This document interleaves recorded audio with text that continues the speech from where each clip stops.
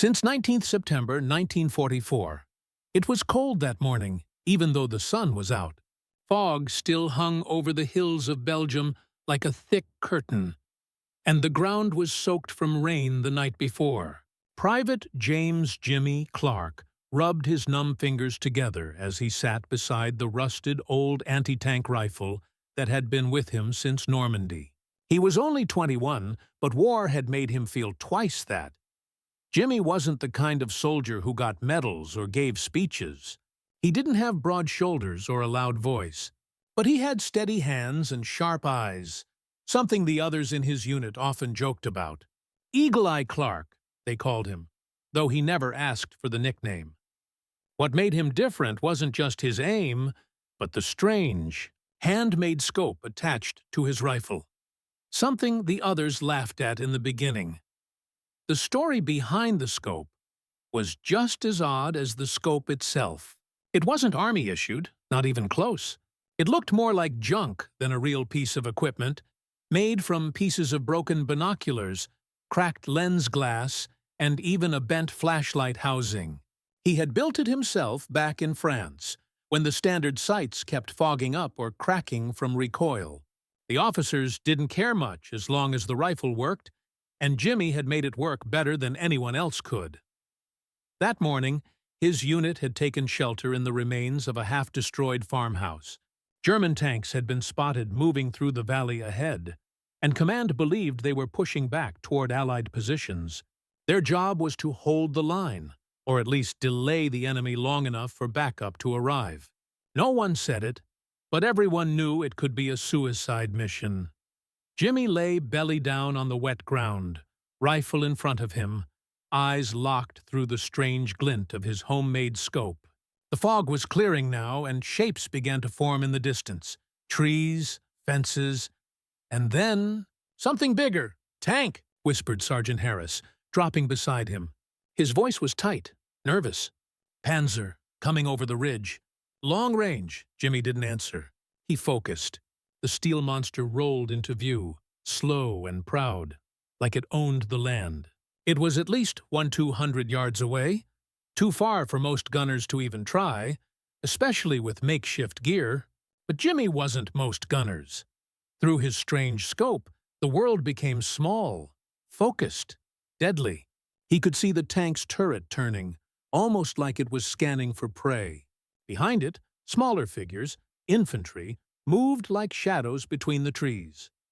"Don't fire unless you've got a shot," said Harris, barely breathing. Jimmy didn't respond. He adjusted the little wheel he'd rigged to the side of the scope, fine-tuning the focus. The lens flickered with light, reflecting the sun just a little too brightly. Then the tank paused. The hatch on top opened. A German officer stood up, looking around with binoculars, maybe searching, maybe thinking they were alone. A mistake. Jimmy lined the crosshair on the base of the turret. Not the hatch, not the tracks, the weak spot, right between the rotating head and the body. He had one shot. That was all this old rifle could take without giving away their position. He didn't breathe. He didn't think. He fired. The kick was strong. The sound echoed across the valley. Seconds passed. Silence. Then, boom! A blast of flame and black smoke shot from the Panzer's turret. The officer disappeared in a burst of fire, and the tank rocked backward like a wounded animal. One of the soldiers shouted in German. The rest panicked. Jimmy rolled back into cover, heart pounding. Harris stared at him like he'd seen a ghost. "You hit it?" he asked. Jimmy didn't smile. He just nodded once. "Scrap scope," he said softly, patting the side of his rifle. And just like that, everything changed.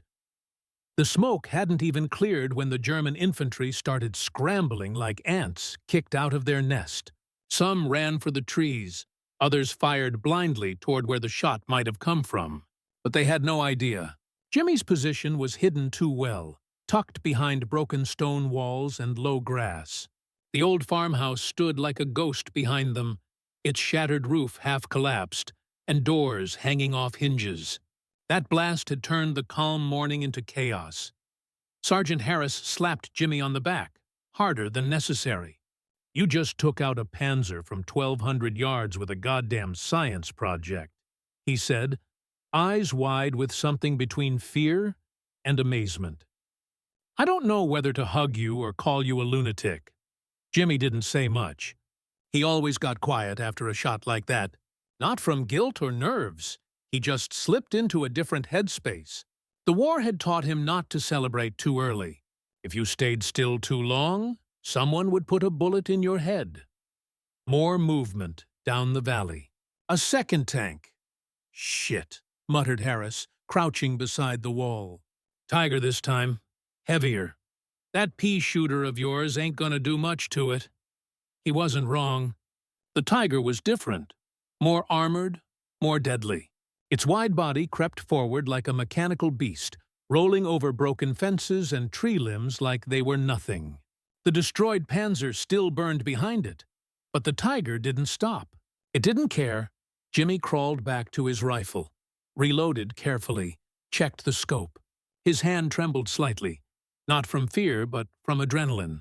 That scrap metal scope had survived dozens of firefights, but even he didn't trust it completely.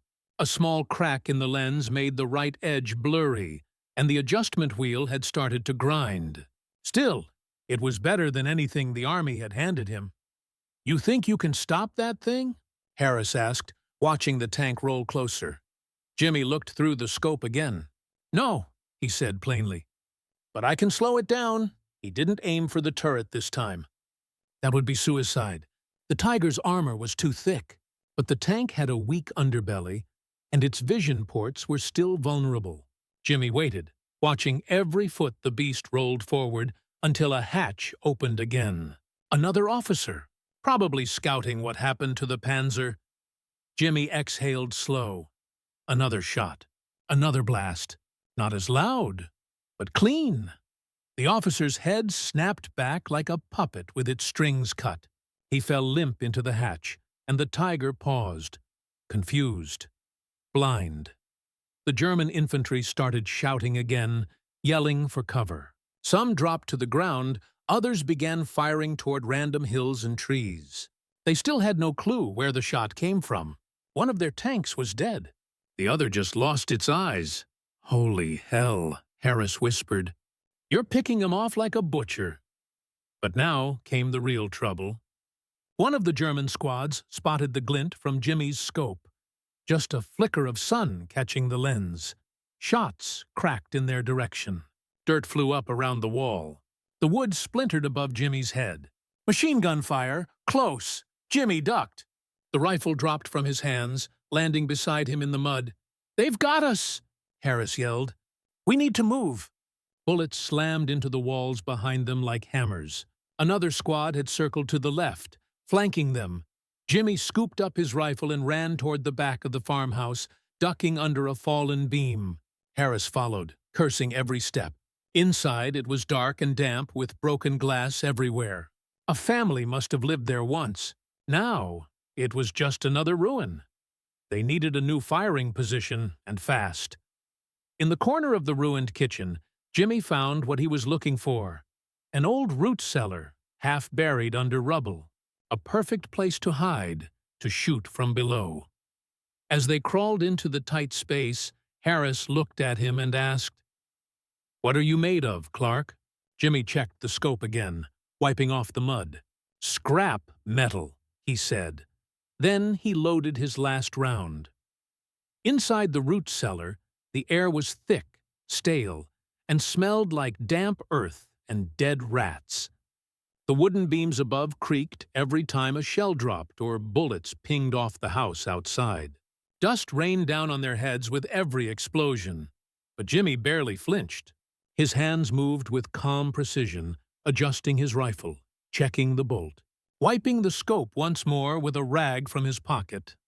Sergeant Harris, crouched beside him, was sweating and muttering, "We're gonna die in a goddamn vegetable hole." But Jimmy wasn't listening. His eye was already locked through the scope again, peering through a tiny crack in the rubble, which gave him a narrow view of the outside. The Tiger tank was still out there, sitting still now like it was waiting for orders. Maybe they were trying to figure out what just happened. Or maybe they were too scared to push forward without their commander. Either way, it gave Jimmy time to think, and thinking was dangerous. Because in that silence, things came back. Normandy, the friends he'd lost, the blood on his boots, the screams that never really left his ears. He pushed those thoughts away, like always. There was no space for feelings here, only numbers, angles, and targets. He spotted something, movement near the tank. A German radio operator sprinting from a half-track, carrying a signal pack on his back, probably to call in artillery or reinforcements. Jimmy tracked him with the scope. 800 yards. Wind blowing slightly left. He adjusted. He fired. The man collapsed instantly, the signal pack tumbling from his shoulder like a sack of bricks. "God damn," Harris whispered, leaning over his shoulder. "That's 3 clean kills in under 15 minutes. That's some kind of black magic." But Jimmy didn't smile. He couldn't afford to. There were still too many of them. The Tiger wasn't moving, but now more infantry were spreading out, crawling through ditches, circling the farmhouse. They were getting smarter. Suddenly, thud. Something heavy hit the top of the farmhouse. Then a whistling noise, sharp and fast. Boom! The front of the building exploded in flames. The Germans had brought up a mortar. The blast shook the cellar and filled it with smoke and dirt. Harris coughed hard, pressing his sleeve over his mouth. "They're trying to bury us alive!" Jimmy knew. The farmhouse wouldn't hold much longer. One more direct hit and they'd be flattened inside this hole, and then he saw it. The tank moved, just a little, but the turret shifted, the massive barrel turning toward the house. Jimmy knew that look. The Tiger was about to fire. One shell, and they'd be gone. No hero's story, no burial, just ash in the wind. He stared through the scope, heart racing, sweat dripping from his neck. And then he remembered something. Something stupid and desperate. The mirror trick. Back in Normandy, an old French farmer had once told Jimmy how he used a mirror to signal planes during the resistance. Jimmy had laughed back then, thinking it was just a folk tale. But now, that memory came burning back. He reached into his bag, dug through scraps, wires, torn photos, and found it. A small broken shaving mirror he kept from his brother's care package. "What the hell are you doing?" Harris asked, eyes wide. "Buying time," Jimmy muttered. He crawled to the far edge of the cellar, held the mirror out at an angle, catching sunlight. Then he tilted it, sending a flash directly into the tank's vision slit. Once, twice, 3 times. The Tiger paused. It turned slightly, its turret now looking toward a different angle. Jimmy smiled. "They're confused," he said. "They think it's a signal, or maybe a trick. Either way, it's enough." He grabbed the rifle again. Now, through the chaos, the flash had drawn some infantry into the open, trying to find the source. Jimmy didn't hesitate. Shot. Reload. Shot. Screams echoed across the field. 2 men dropped before the rest retreated into the trees. "Holy hell," Harris whispered. "You're not just fighting with a rifle, you're fighting with junk. Mirror, scope, scraps. You're like a goddamn battlefield engineer." Jimmy didn't answer. He looked back through the scope one last time. And then, for the first time, the Tiger's hatch opened again. Another chance. The hatch creaked open slowly, like the beast itself was afraid. For a second, nothing moved. Then, a gloved hand pushed up the lid, and a German officer cautiously peeked out, scanning the area. His eyes swept across the burning Panzer behind him, the scattered bodies of his own men, and the distant farmhouse with half its walls blown apart. Jimmy locked onto him instantly. But something was different. The officer wasn't panicking like the last one. He wasn't barking orders or hiding. No, this one was calm, focused. He was trying to think, to figure out exactly what was happening. and that made him dangerous. Jimmy squinted through the crack in the rubble, adjusting the homemade scope just slightly. The lens squeaked. The bolt clicked softly into place. One more shot. One more heartbeat. That's all it would take. But then, the unexpected happened. The Tiger's main gun twitched. Not toward the house this time, but toward the trees on the far right side of the field. Jimmy pulled back slightly, surprised. "That tank's not aiming at us," he said. Harris leaned closer. "What? Where then?" Jimmy followed the barrel's aim. It was targeting a hill, one that had been quiet all morning. No movement, no gunfire, nothing. Then, flash, boom! The Tiger's shell exploded into the hilltop, and suddenly all hell broke loose. Dozens of Allied soldiers who had been lying in ambush came scrambling out, caught completely off guard. They'd been hidden, waiting to flank the German unit. But somehow, this officer had figured it out. Maybe he saw a flash of movement. Maybe it was a guess, but he nailed it. Men screamed. Smoke rose. The Allies were losing the element of surprise, and fast. They just blew out our backup. Harris shouted. Jimmy's heart raced. The Tiger had just turned the battle. "No," he whispered. "Not yet." The officer was still exposed, standing in the hatch like he owned the field. He probably thought he was safe now. Probably thought they'd crushed the flanking force and had the upper hand, but he didn't know who was watching. Jimmy adjusted the scope one last time, resting the rifle on a loose brick for balance. The scrap metal scope glinted, the cracked lens warping the light just slightly, but not enough to matter. The crosshairs settled on the officer's throat. He didn't breathe. He didn't blink. He fired. A sharp crack broke the silence. The officer jerked backward, his head snapping to the side as a mist of red sprayed into the air. He slumped over the edge of the hatch, half in, half out. The Tiger didn't move. It just sat there. No orders, no guidance, no commander. Inside that tank, the crew was now blind and leaderless. Jimmy ducked back behind the stone, heart pounding like a drum. His face was soaked in sweat. Harris just stared at him, mouth open. "Did you just take out the damn commander? Again?" he asked. Jimmy nodded once. "They're deaf now." Silence fell over the battlefield. For several long seconds, neither side moved. The Germans didn't push forward. The Allies didn't retreat. It was like the whole war paused. And then came a low rumble. Not from tanks, but from behind the farmhouse. Allied trucks. Reinforcements. At last. Cheers erupted from the surviving ambush team on the hill as they regrouped and started pushing back. The Tiger, now isolated and confused, began reversing slowly, retreating like a cornered dog. It didn't even fire again. Jimmy and Harris climbed out of the cellar, coughing through smoke and stepping over debris. The sky had shifted from gray to gold. The sun now fully above the trees, casting long shadows across the torn land. "You know they're gonna ask how the hell one man and a pile of broken glass stopped a Tiger and a Panzer," Harris said. Jimmy looked down at his rifle. The scrap scope was cracked now, worse than before.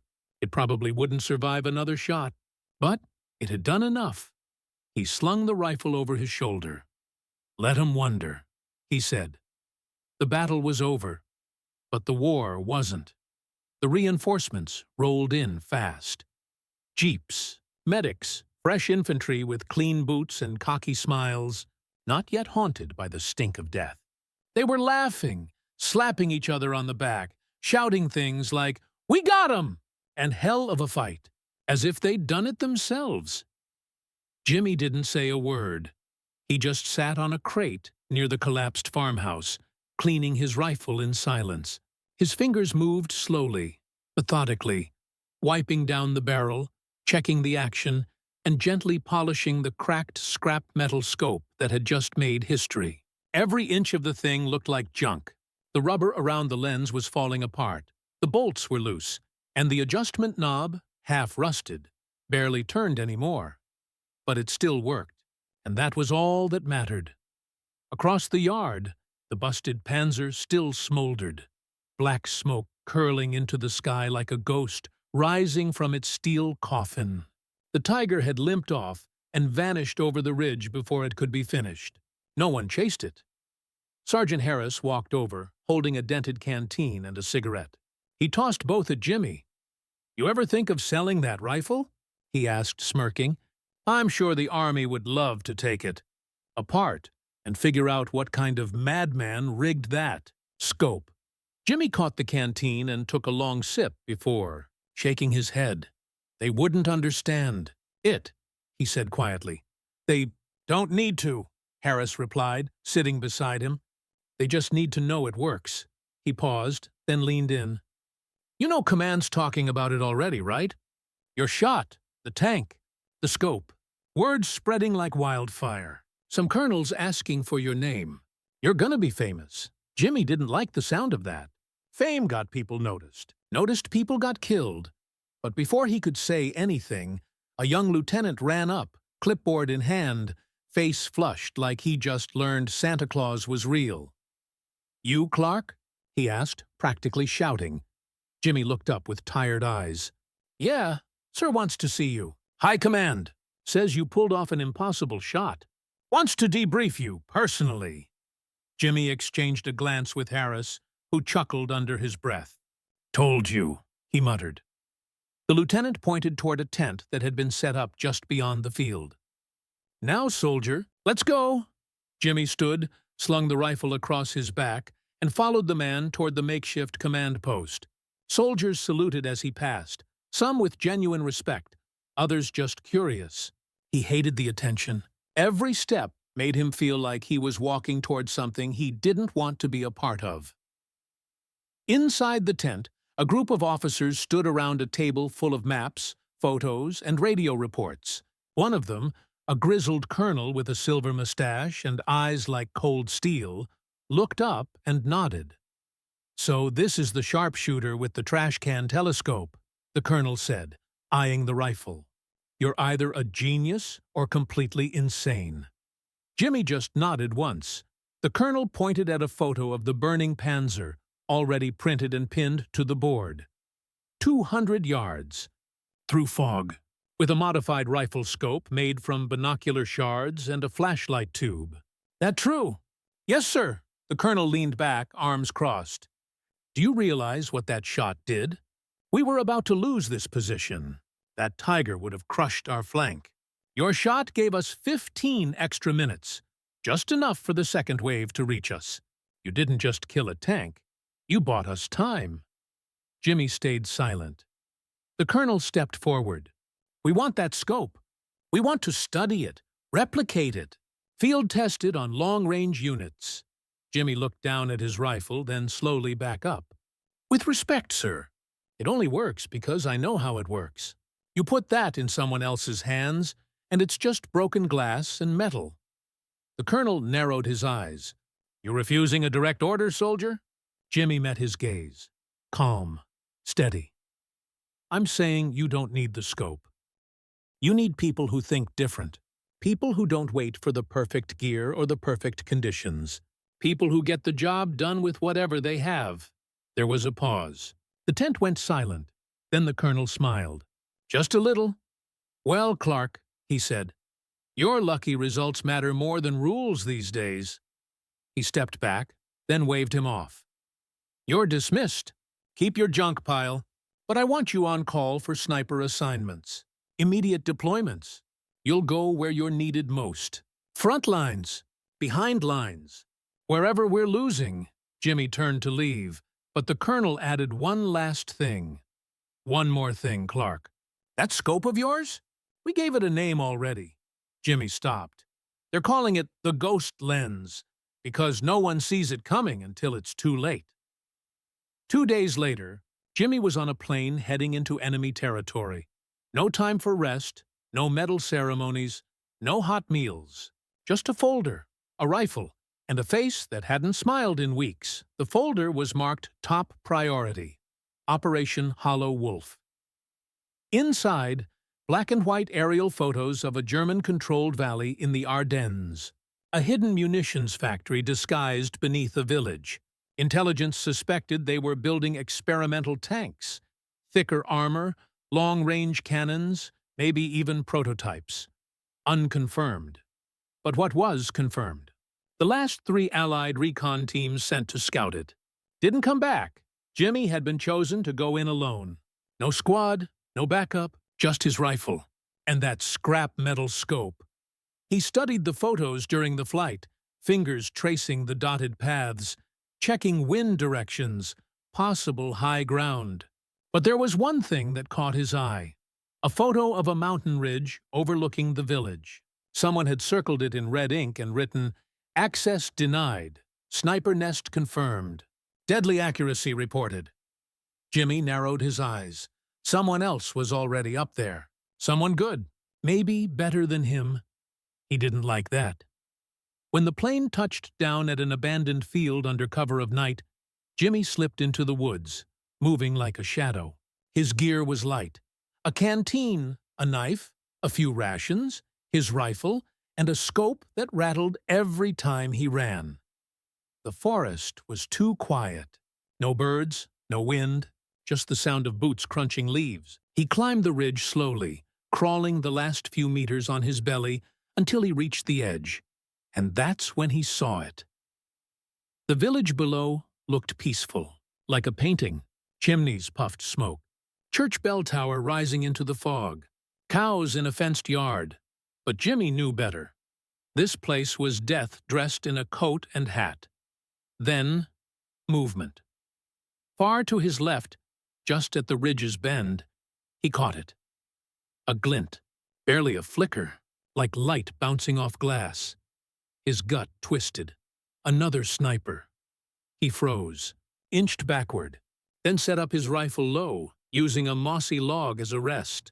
He tilted his homemade scope and scanned toward the flash. It took nearly a full minute before he found him.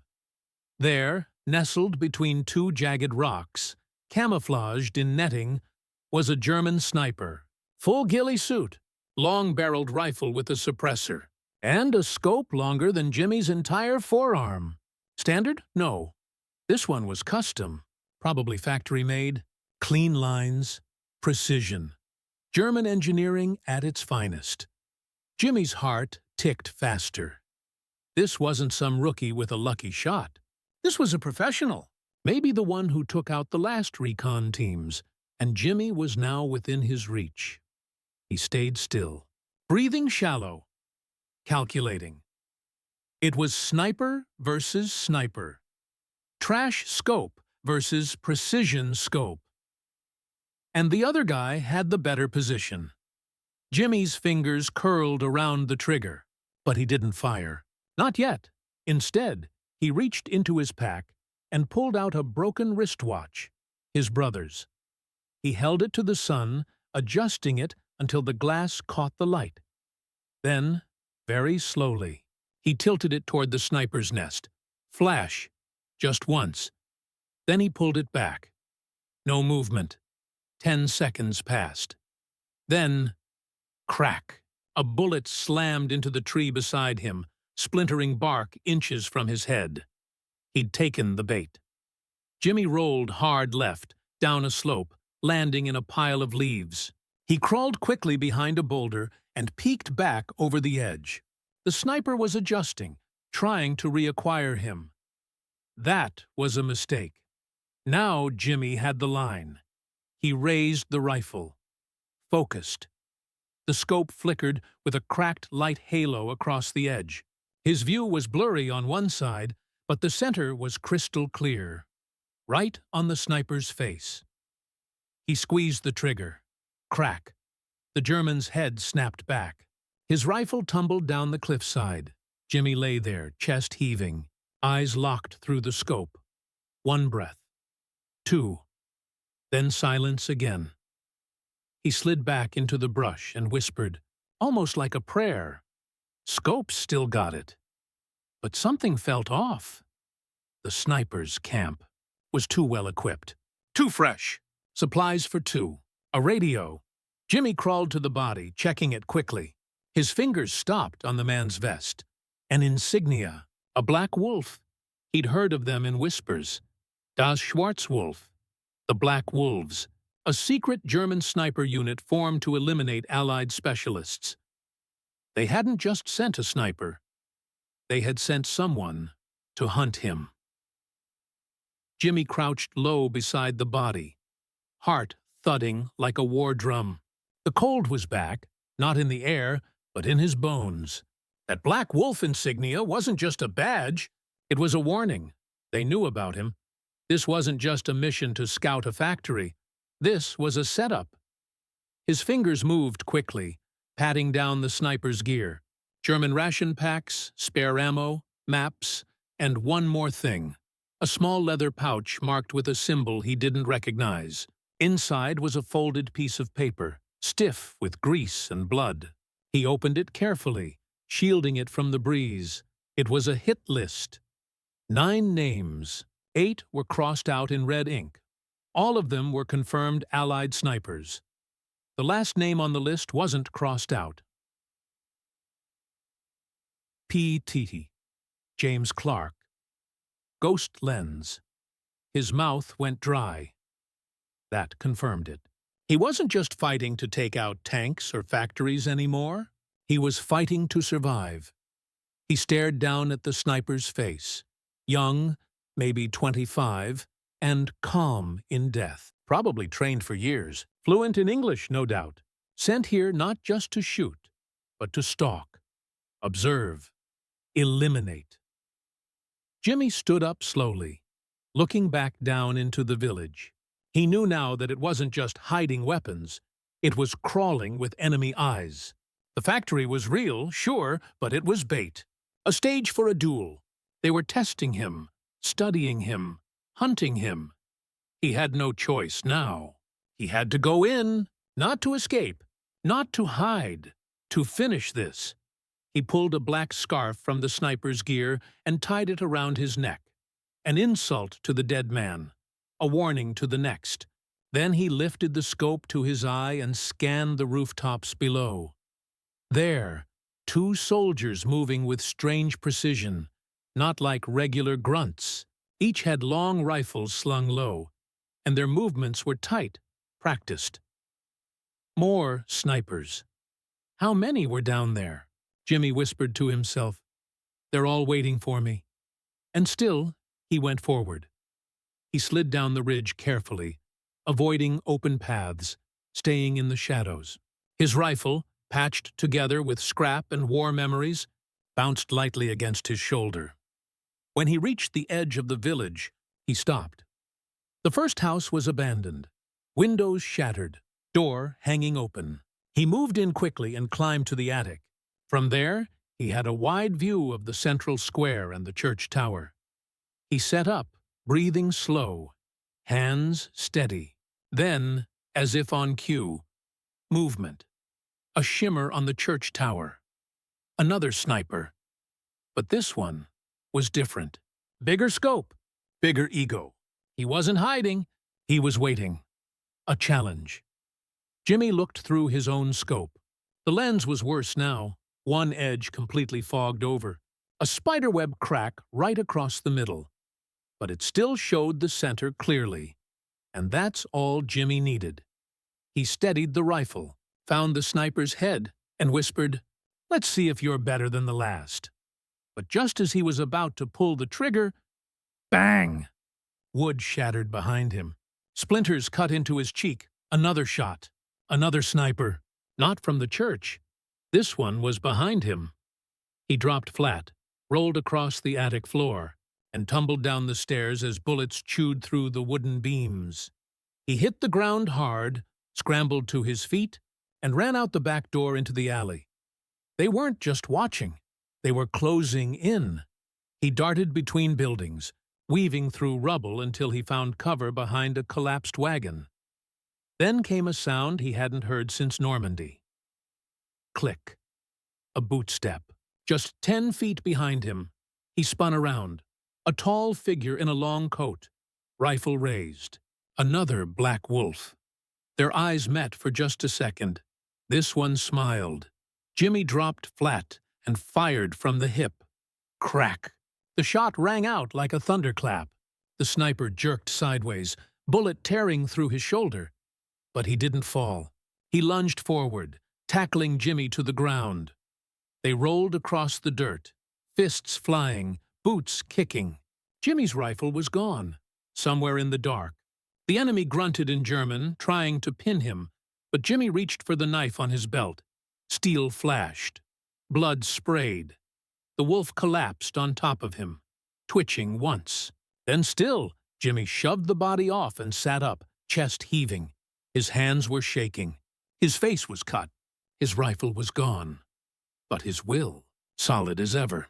He stood, picked up the enemy's weapon, and stared up at the church tower. They wanted a sniper war? They were going to get one. Jimmy climbed the church tower one broken stair at a time, blood drying on his cheek, stolen German rifle slung over his shoulder. Every step creaked, and the cold stone walls seemed to close tighter the higher he went. The bell above him swayed gently in the wind, creaking like an old noose waiting for its next neck. He was done hiding. No more crawling through bushes. No more waiting in holes. They had sent black wolves to kill him.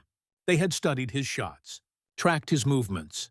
They even gave him a name, Ghost Lens, like he was some myth to be hunted down and erased. But they forgot one thing. Ghosts don't die easy. At the top of the tower, he stepped out into the open platform. The village below was quiet. Too quiet. No footsteps, no shouting, just the wind and the slow echo of war drums in the distance. Distant artillery thuds, growing louder. He set the German rifle down and picked up his own. Battered, bruised, but alive. He wiped the cracked scope with a piece of cloth and whispered, "Let's finish what we started." Then he knelt behind the tower's stone lip and waited. Minutes passed. Then he saw it, far across the square. A flash of light from a second-story window. Not a sniper shot, a signal. Then another from the clock tower on the eastern side. Then another. 3 positions, triangulated, moving closer. Closing in, it was a coordinated trap. They were surrounding the tower, waiting for him to make the first mistake. Jimmy didn't flinch. He pulled out the broken mirror again. His brother's. The one that saved his life on the ridge. He tilted it gently, catching the sun, and sent one small flash to the nearest window. And waited. Crack! A bullet slammed into the tower wall inches from his head. They were watching, but that was what he wanted. He already had the sniper in his sights. He moved faster than they expected. Duck, roll, shift. He popped up from the far side of the platform, raised the rifle, and fired. Crack. The window shattered. A body slumped forward. One down. Before the second sniper could even react, Jimmy sprinted across the platform, jumped over the bell ropes, and dove into the opposite corner. Another shot missed him by inches, hitting the bell with a loud clang. The tower groaned from the impact. Dust and debris fell. Jimmy didn't wait. He swung the rifle back around, aimed toward the rooftop where the second sniper had fired from, and this time, he didn't aim for the head. He aimed for the scope. Crack. The shot shattered the enemy's lens. Blinding the shooter, Jimmy saw the sniper fall back, screaming, face torn up by exploding glass. 2 down. But the third, he hadn't fired, which meant he wasn't just a sniper. He was the leader. A real wolf. Jimmy ducked behind the bell just as a boom echoed from the ground floor. An explosion. Not artillery, a charge. The wolves were inside, they were coming up. He looked down the stairs, boot steps, slow, deliberate. Jimmy took a deep breath. There was only one way to end this. He kicked over the wooden crate near the wall. Ammo from the last priest, who had fled when war swallowed faith. He pulled out a grenade, German-made, probably left behind on purpose.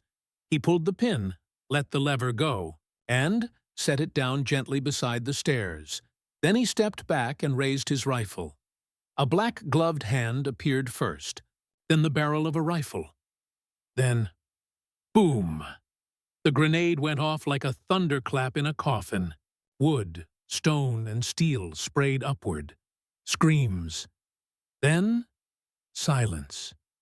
Jimmy knelt, breath ragged, scope still up. No one else came. He waited. Then, movement on the rooftop across the square. A figure, standing tall, not hiding, arms folded, watching, the last wolf, not holding a rifle, just staring. Jimmy aimed. The scope cracked one more time.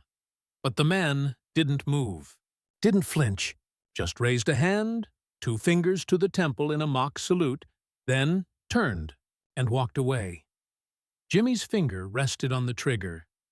He could have taken the shot, but he didn't, because that wasn't a retreat. That was a promise. This wasn't over.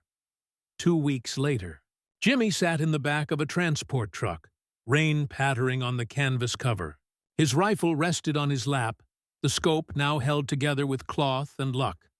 Across from him sat a general, a fresh file in his hands. "We've picked up signals," the general said. "The wolves are regrouping, planning something big. Deep behind enemy lines," he slid the file to Jimmy. "A new target, a new mission. Are you ready?" Jimmy didn't speak. He just picked up the file, opened it, and stared at the first photo. It was that same man from the rooftop, the one who saluted. Underneath the photo, one name, the Wolf King. Jimmy looked at his rifle, touched the cracked glass of the scope, and whispered, "Let's hunt."